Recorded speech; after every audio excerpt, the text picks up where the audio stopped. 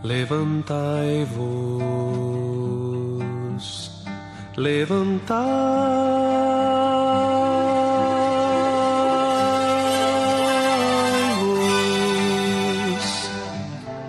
bendizei ao Senhor vosso Deus, de eternidade em eternidade. Evangelho de Lucas, capítulo 15.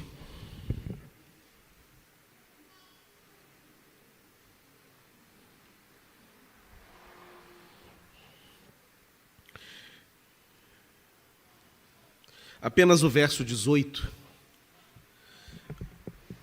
que está escrito assim: Levantar-me-ei e irei ter com o meu pai, e lhe direi: Pai, pequei contra o céu e diante de ti. Levantar-me-ei e irei ter com meu pai, e lhe direi: Pai, pequei contra o céu e diante de ti.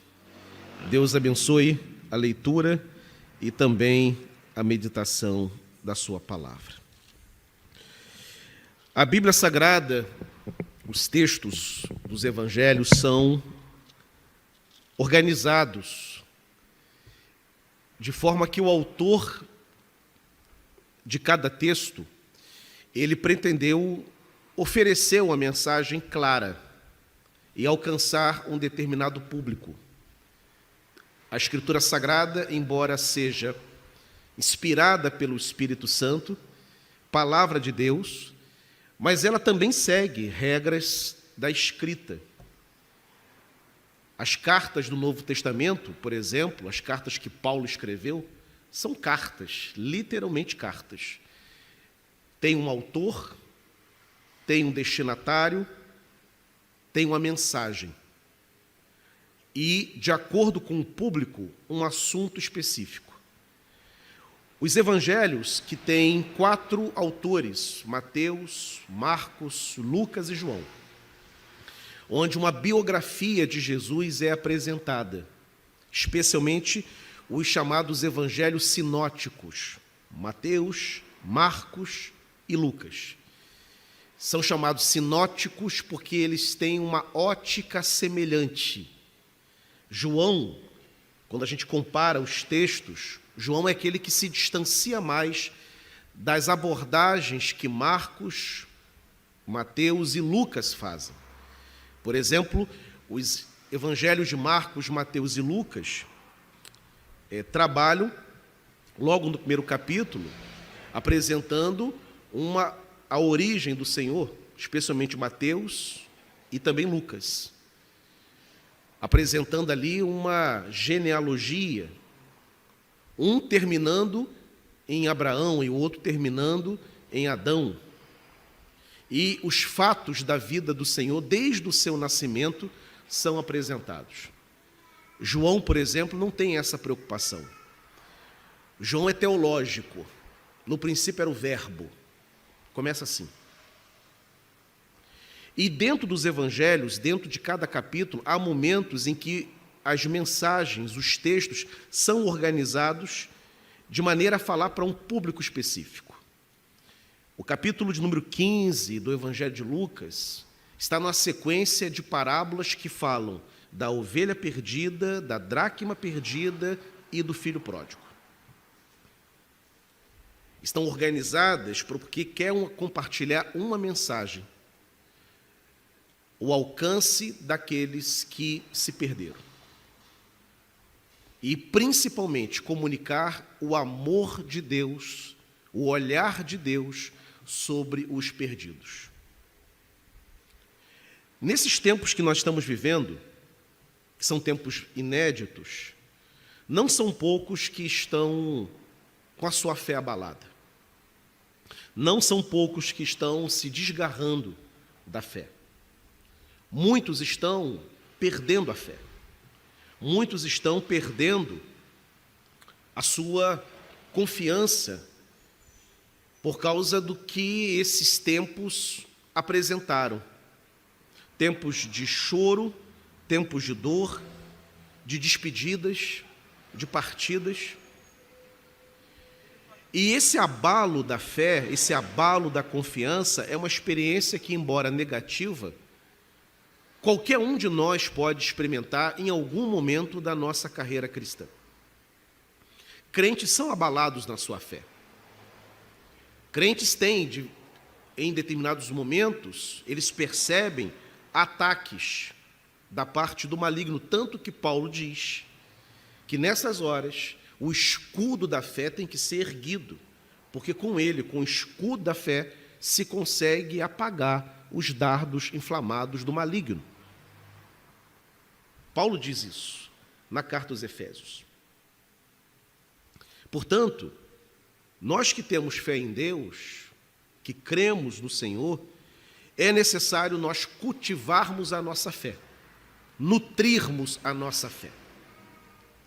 É como uma criança e até mesmo um adulto que se considera forte e pode cair no equívoco de, se achando forte, achar que não precisa mais, considerar que não precisa mais se alimentar, se nutrir.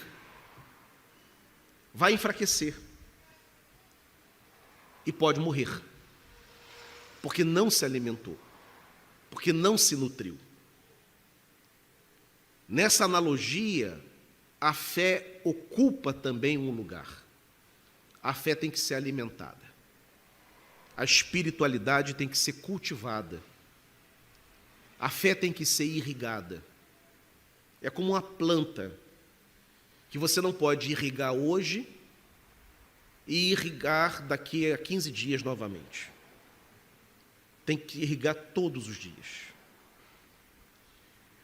A história desse moço, eu já preguei nela algumas ocasiões, e me chama muito a atenção a história do filho pródigo, porque ele tem alguns insights e que são muito contemporâneos, servem muito para esse momento.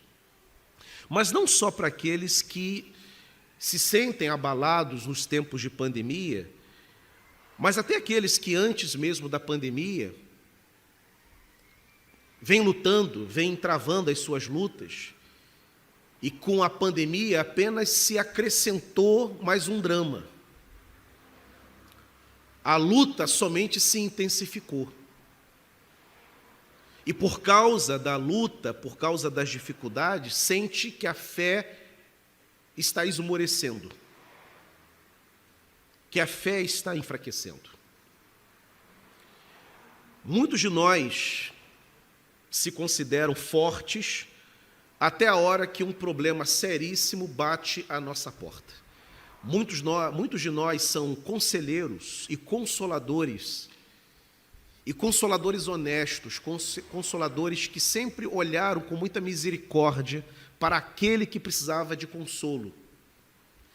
E achava, sinceramente, que quando chegasse o seu momento, o seu dia mau, quando a notícia ruim batesse à sua porta, iria reagir com muita fé.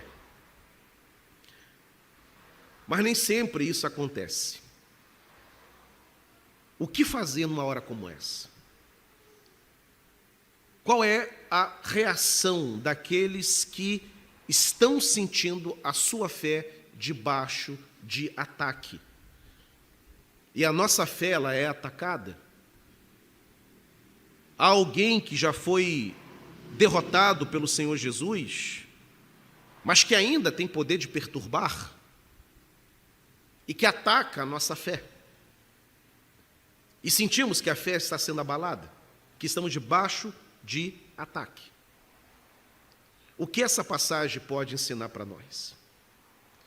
Eu quero destacar para os irmãos, baseado nessa passagem do Evangelho de Lucas, capítulo 15, que, em primeiro lugar, quando nós olhamos para a trajetória desse moço, do filho pródigo, conhecido na Bíblia como filho pródigo, e não temos a menor ideia da idade dele, da relação dele, sabemos apenas que ele era filho de um homem com muita propriedade, que ele tem um irmão, e que em algum momento ele decide se distanciar da casa de seu pai.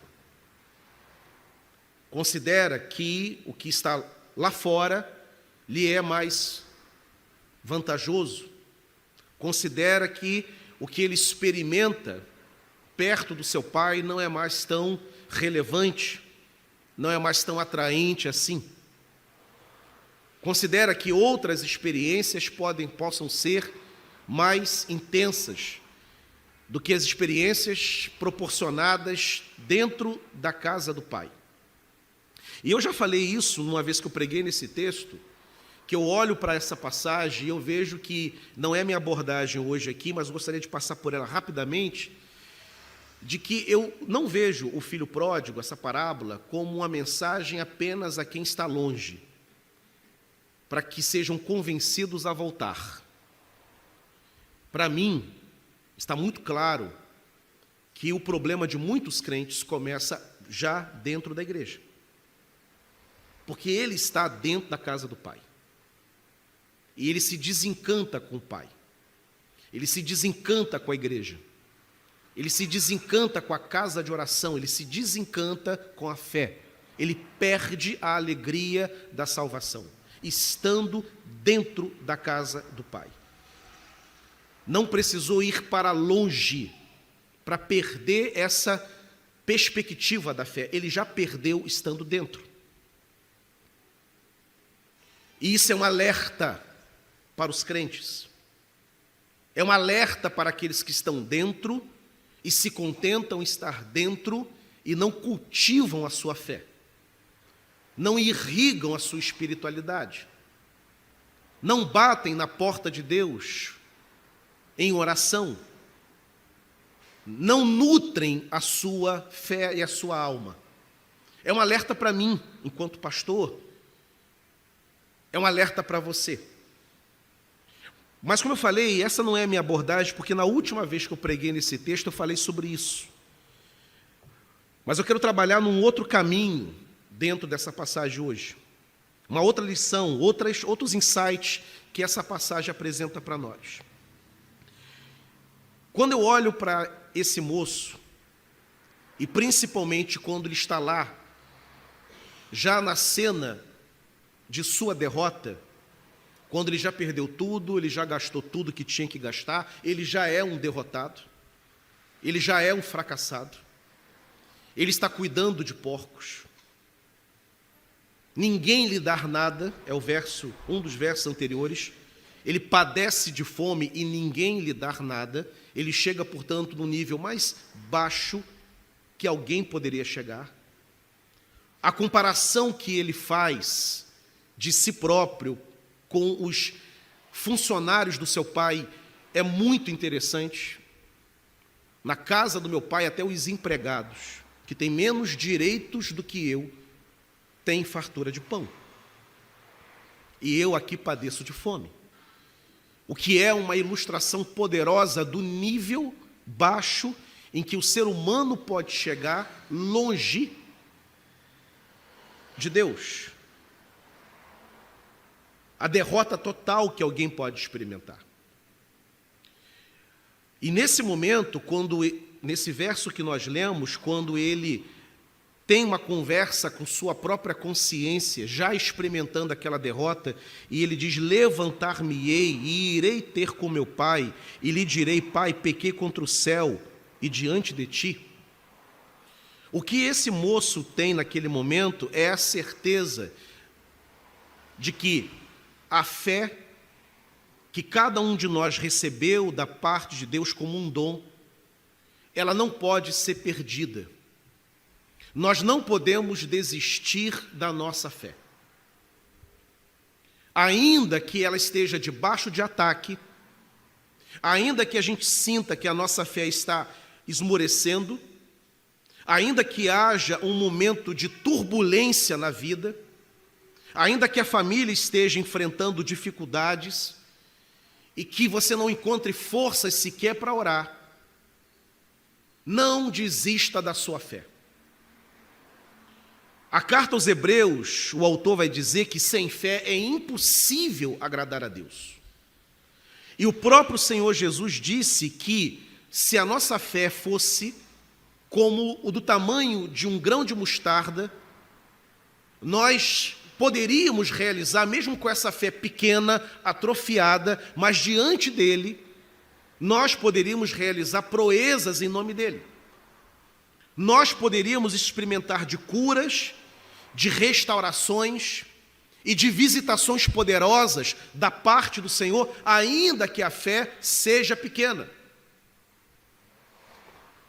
Por isso nós não podemos desistir da nossa fé. Aquele moço, tão bem cuidado pelo pai, abençoado com sua presença, desfrutando de tudo que ele tinha acesso por ser filho. Em algum momento, por causa das influências, por causa das atrações, por algum cansaço, por alguma onda de pensamento que assolou o seu coração, ele considera que estar longe do Pai seria melhor. E há muita gente que está na igreja, está dentro do reino, e enfrenta as suas lutas, enfrenta seus abalos, e de repente o inimigo começa a convencê-lo de que não está adiantando tanta fidelidade a Deus assim. O que adianta orar tanto? O que adianta tanta fidelidade? Se os problemas não são resolvidos, se a situação da tua família não melhora, se a cura não chega, se a restauração não vem, se a porta não se abre, se o casamento não é reestruturado, se a doença física não é curada, extirpada do corpo, e o tempo vai passando e o inimigo vai convencendo de que é uma perda de tempo orar, de que é uma perda de tempo ler a palavra, e de que não adianta nada. E aí consideramos que seja talvez melhor dar um tempo.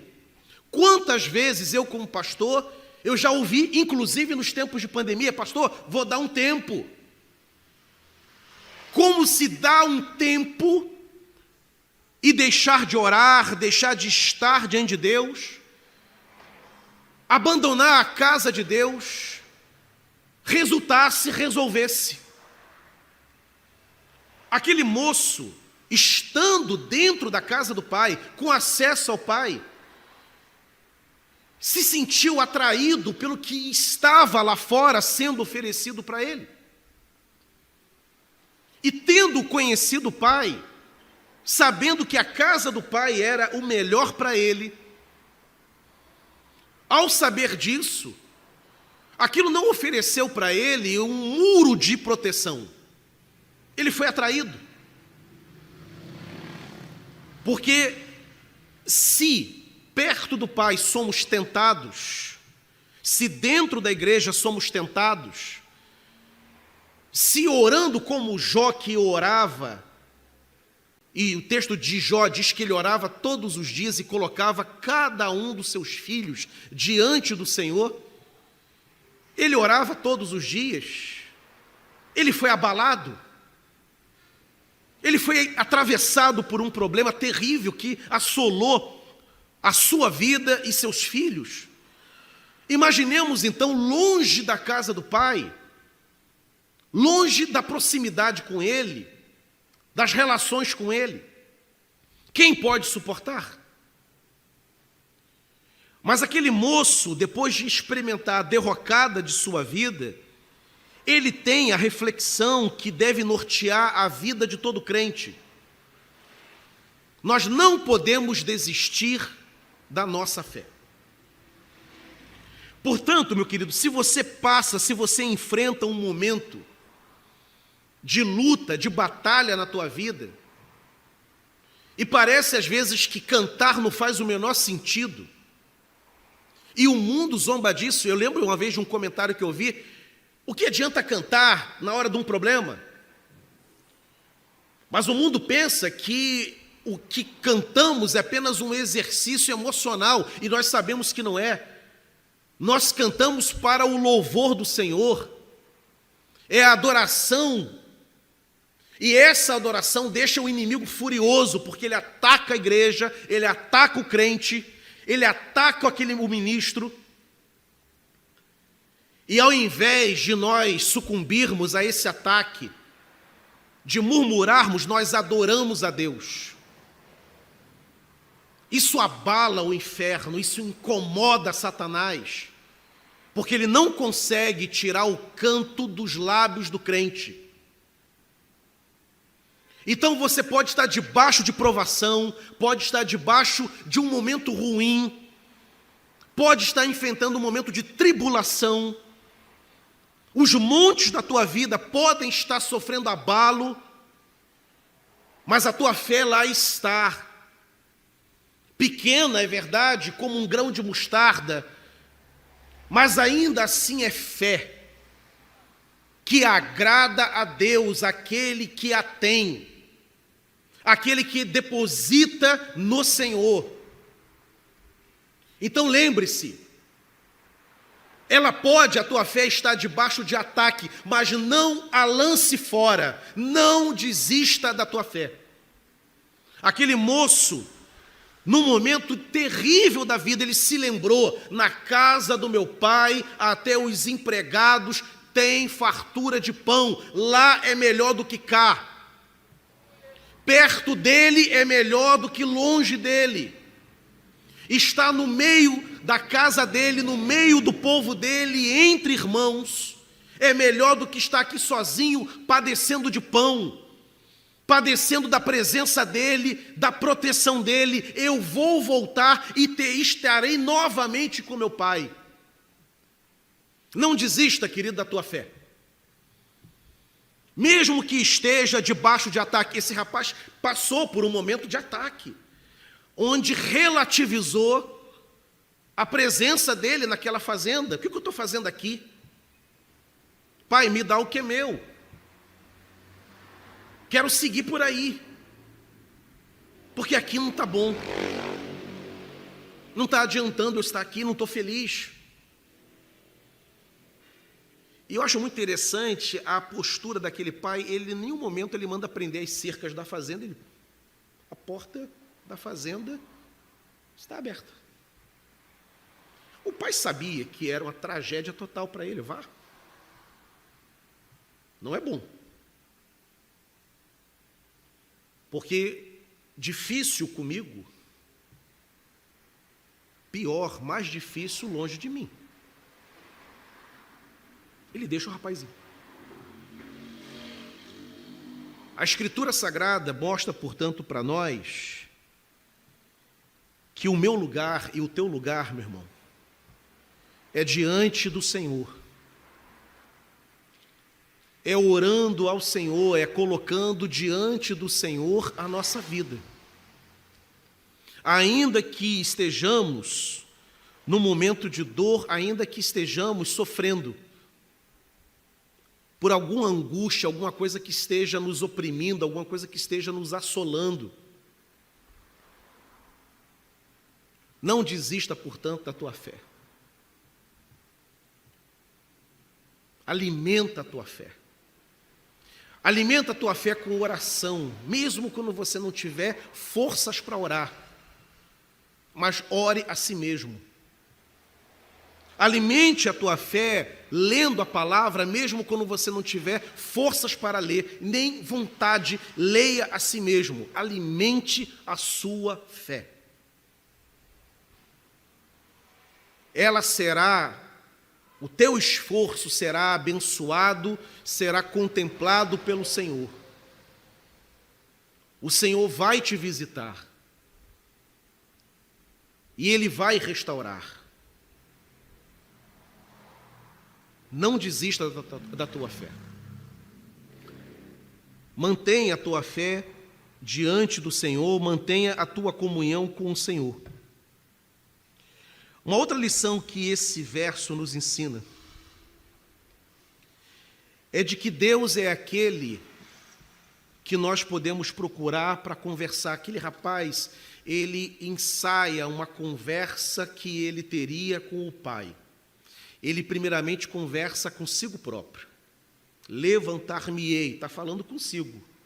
Irei ter com meu pai, chegarei lá e direi diante dele: Pai, pequei contra o céu, diante de ti. não sou digno e tal, me trata como empregado. Ele faz um combinado com ele próprio, mas ele não fica nesse combinado, ele vai conversar com o pai. E a cena a gente conhece. A gente sabe como o pai o trata no retorno. Converse com Deus.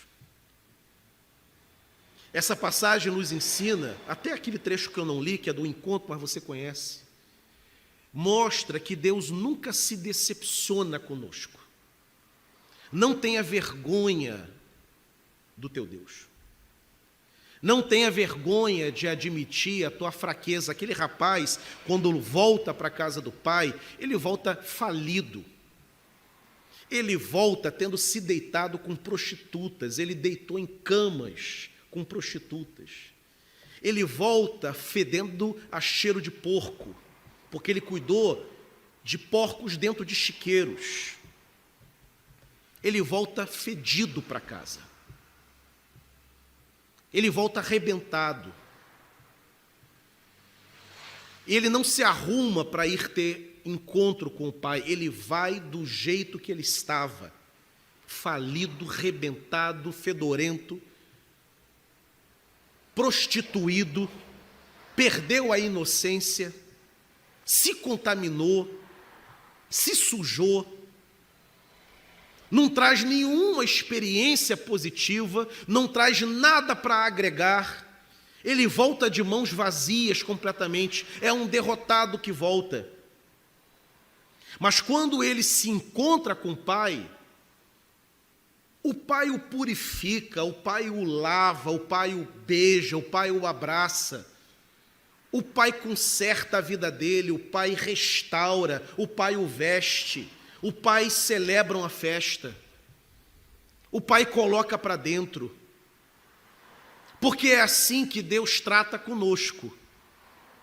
Eu posso estar com a minha fé esmorecida e eu não preciso me envergonhar do meu Deus.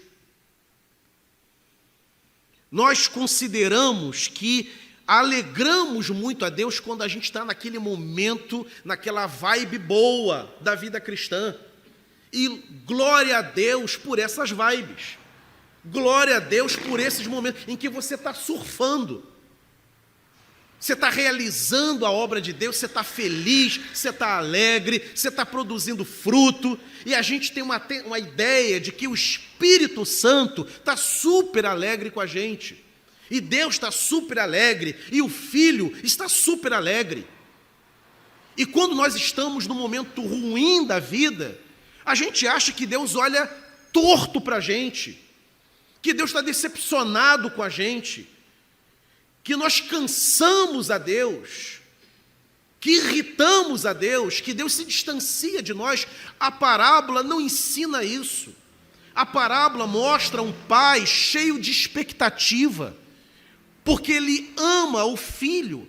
E é claro que o pai quer que o filho acerte, é claro que o pai quer que o filho esteja com ele, é claro que o pai quer que o filho frutifique, mas naquele momento não era essa a vida daquele rapaz. E o pai não o censura, o pai não bloqueia, o pai não impede o acesso. O pai o recebe de volta e recebe com festa, não faz perguntas, não lança o pecado dele em rosto, não faz cobranças, não diz, olha, eu te falei, bem feito, podia estar aqui, o outro está aqui, trabalhando comigo, frutificando, você podia estar aqui. Não há essa abordagem. O pai tão somente celebra a volta do filho. Nós podemos então, irmãos, no nosso pior momento, ter a total segurança de que o nosso choro e que a nossa dor não são cansativas para Deus. Nós nos afastamos das pessoas quando enfrentamos um momento difícil, de dificuldade.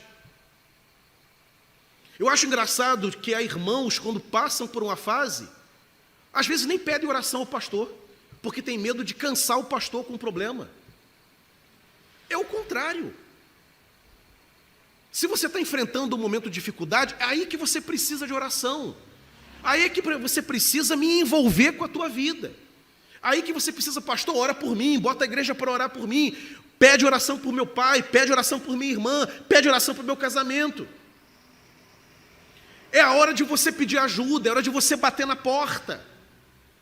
É como aquele rapaz faz. Ele volta para a casa do pai no momento de dificuldade dele. E aquela dificuldade, em nenhum momento, criou nenhum tipo de embaraço para o pai. O pai olha e sabe que quem se aproxima é um filho que não deu certo, que não está num bom momento. Pela aparência, pela fisionomia, pelas roupas maltrapilhas. Diz o texto que o pai coloca um chinelo no dedo. Ele sabe das condições em que esse filho volta para casa. Mas o que ele quer é ouvir a voz do filho. Essa passagem, portanto, nos ensina que não só da nossa fé nós não devemos desistir, mas como também Deus é aquele que nós podemos conversar sempre. Converse com Deus na hora da tua dor, meu irmão. Converse com o Senhor. Está doendo, converse com Deus sobre a tua dor.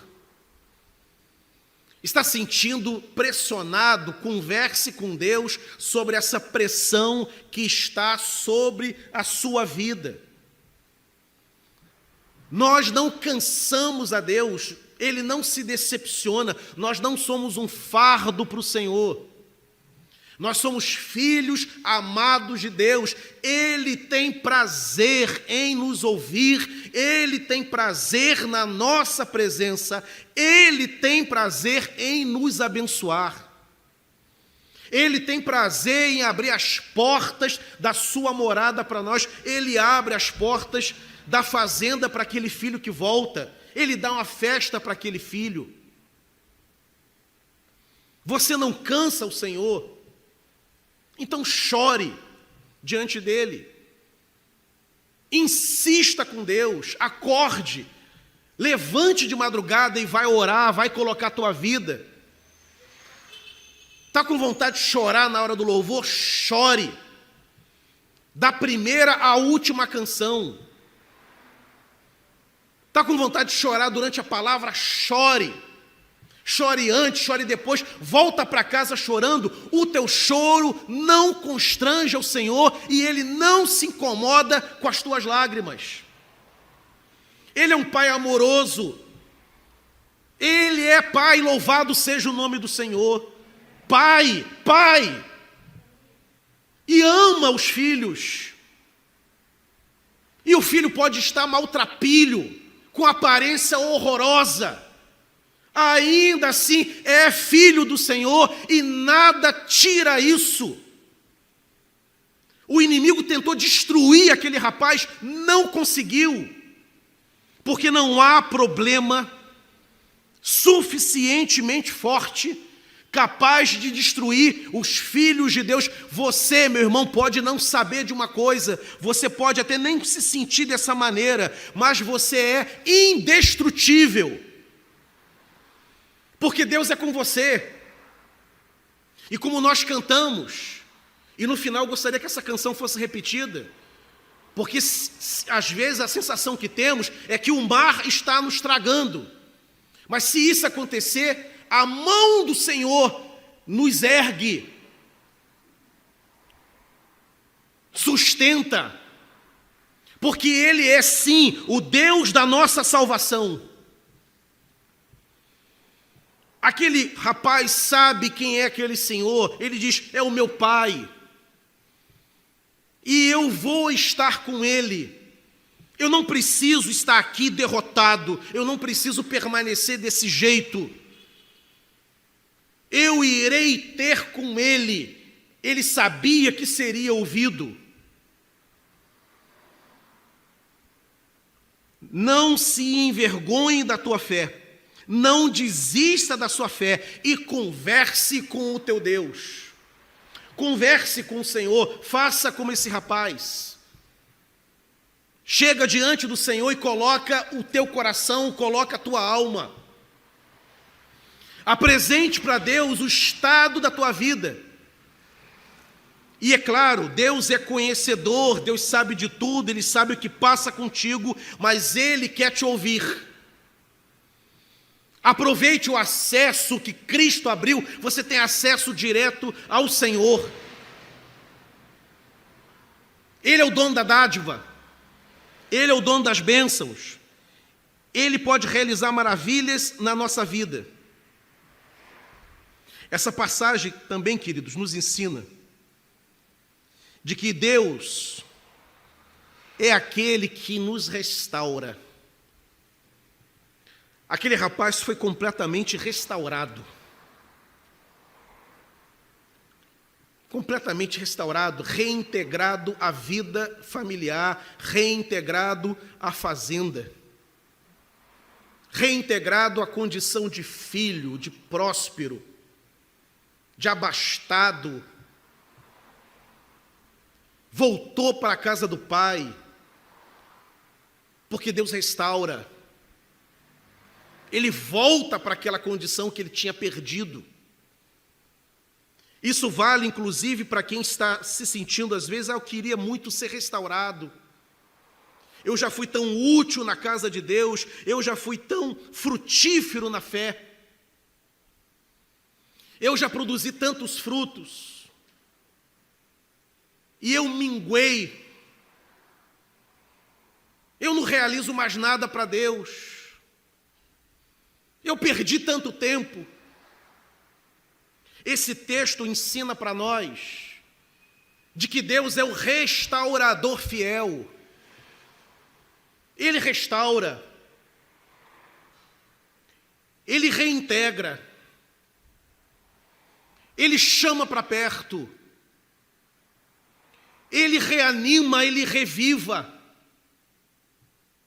Ele abençoa e Ele nos faz fartos e prósperos novamente. Se porventura você acha que você não tem mais produzido frutos para Deus, e isso está esmagando o teu coração, isso tem entristecido a tua alma, saiba que se você se colocar diante do Senhor, procurá-lo com fé, como aquele rapaz procura, e conversar com Deus sobre isso, Ele não só te ouve, porque Deus não é só um ouvinte atencioso, Ele é o Deus poderoso, Ele pode fazer, Ele pode restaurar, e Ele pode fazer de você uma bênção novamente para a glória dEle. Então não olhe para aquilo que passou, aquilo que ficou para trás. Olha para esse momento, olha para agora, daqui por diante. Não importa o tempo que passou, os anos que passaram. Assim como o pai não pergunta nada àquele moço, porque não é da conta do pai. Ele sabia. Ele se alegra, tão somente se alegra que o filho se reaproxima. E ele quer abençoar aquele moço novamente e ele abençoa. Portanto, o Senhor está aqui. Ele está presente aqui nessa noite. E Ele pode fazer você frutificar novamente. Coloque-se diante do Senhor nessa noite. Onde você estiver, aqui no templo ou em casa, ou em qualquer lugar ouvindo. E diga: Senhor, eu estou aqui. E eu quero ser uma bênção na Tua obra novamente. Eu quero ser um homem, uma mulher de fé.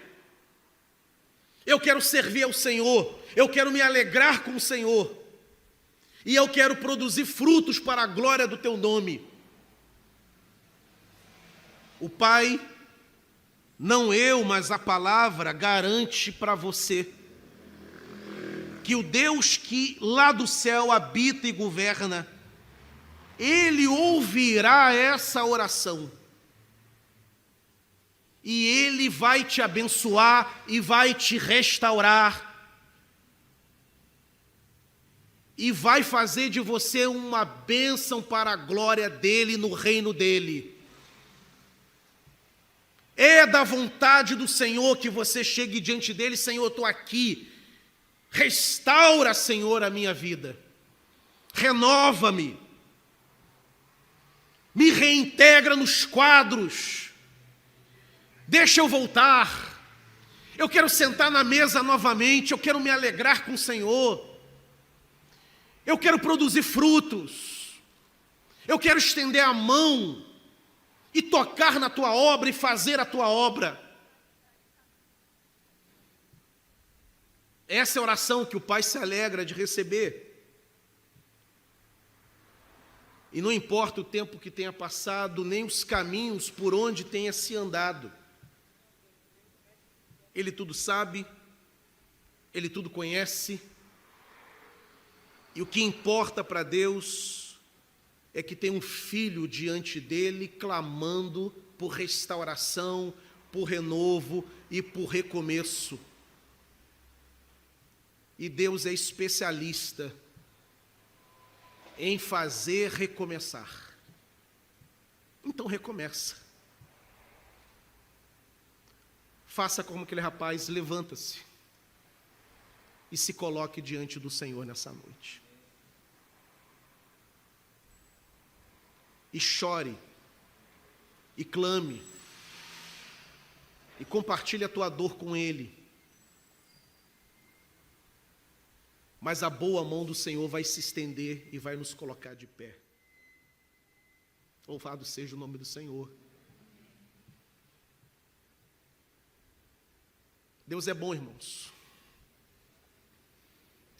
Deus visita.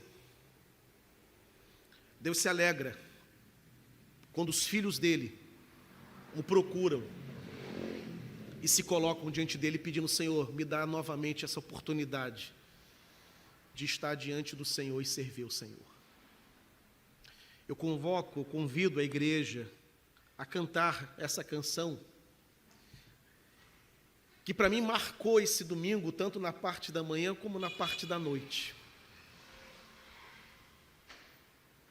Recomece, siga em frente, produza frutos, seja curado, seja restaurado, alegre-se no Senhor e deixe que a obra de restauração, quem promove é Ele, é o Senhor. Bendito seja o nome da tua glória.